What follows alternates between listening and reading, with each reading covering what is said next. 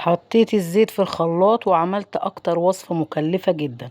الوصفة بتاعتنا دلوقتي بقت في السرجة ب250 جنيه. هنعملها بأقل التكاليف، مش هتتكلف معانا حوالي 25 جنيه. هتعمليها في البيت بطريقة نظيفة وتقيلة جدا وضامنين النتيجة والنظافة وكل حاجة.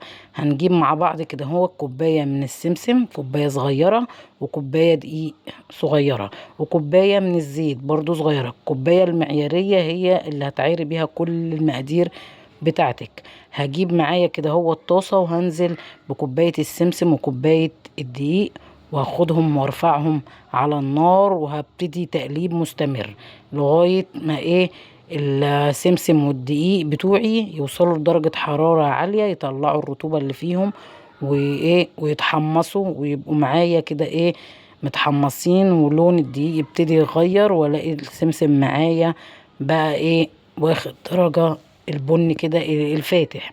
هنعملها وهتديكي نتيجة جميلة جدا. افضلي كده استمر بالتقليب، وان شاء الله الوصفة هتعجبكم، وهتعرفوا ازاي ان هي موفرة جدا. محدش يستصعب الموضوع، سهلة جدا وما بتاخدش وقت ولا مجهود ولا تكاليف. تحسبيها كده، لو اتكلفت معاكي 25 جنيه هتوفر عليكي مبلغ كبير جدا. الكمية اللي انا هعملها معاكم في الفيديو هتديكي نتيجة كبيرة، وهتقعد معاكي وقت كبير في التلاجة. جبت هنا بقى كده والسمسم والدقيق وبقوا معايا تمام، اتحمصوا ولونهم غير. خلاص كده طفيت عليهم النار، وجبت معايا شفشق الخلاط بتاعي ونزلت فيه بكوباية الزيت، وهبتدي بقى اضرب في الزيت ده ضرب متقطع، دقيقة وافصل ودقيقة وافصل، ضرب متقطع كده زي ما انتم شايفين، لغاية ما احس ان الزيت بتاعي فصل وبقى عامل كأنه زي المية. لما خلاص وصل للنتيجة ديت اللي انا شايفاها، انت هتحسي قدامك ان الزيت كأنه بقى عامل زي المية. بقى كده معايا تمام. وخلاص كده هنا السمسم والدقيق بتوعي كانوا تمام وتحمصوا، وفضيتهم كده في بولة. وخلي بالك وانت بتشيلي غطا الخلاط، لانه طبعا هيبقى مليان زيت، فخلي بالك.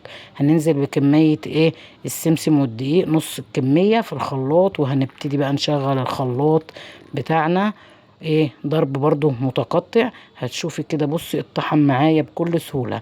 بدل ما تجيبي الزيت وتحطيه في الخلاط وتطحني الدقيق والسمسم في مطحنة وتاخد منك وقت ومجهود، لا احنا هننزل بيه سليم زي ما هو على الزيت في شفشق الخلاط، واتطحن معايا بكل سهولة وملهوش اي اثر للمكونات بتاعتي الا رواسب خفيفة.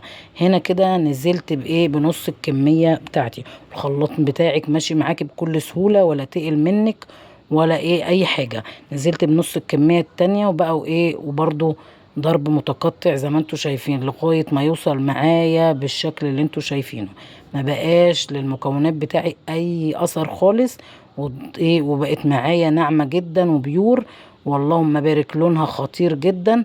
الكمية اللي انتوا شايفينها ديت هتعمل معاكي كمية كبيرة. لو خدتي منها معلقتين وحطيتيهم كده في طبق، وحطيتي عليهم نص كوباية مية وقلبتيهم، وحطيتي التوابل بتاعتك، هتديكي قوام خطير جدا، وهتديكي كمية كبيرة جدا. يعني الكمية انت شايفاها دي هتوفر معاكي وهتقعد معاكي وقت كبير جدا. بص كده، اللهم بارك، القوام واللون تحفة. اللون والقوام ده احنا بنوصل له لما نضيف عليهم كمان سوداني. احنا وفرنا كمان السوداني وقللنا من التكلفة، وعملنا طحينة خام في البيت في منتهى الجمال. وبصوا كده القوام بتاعها تقيلة، اللهم بارك. شفت النقطة كده نازلة تقيلة ازاي؟ جميلة جدا، ان شاء الله تعجبكم وموفرة جدا. جربوها وانتظروني في فيديو جديد في حفظ الرحمن، والسلام عليكم ورحمة الله وبركاته.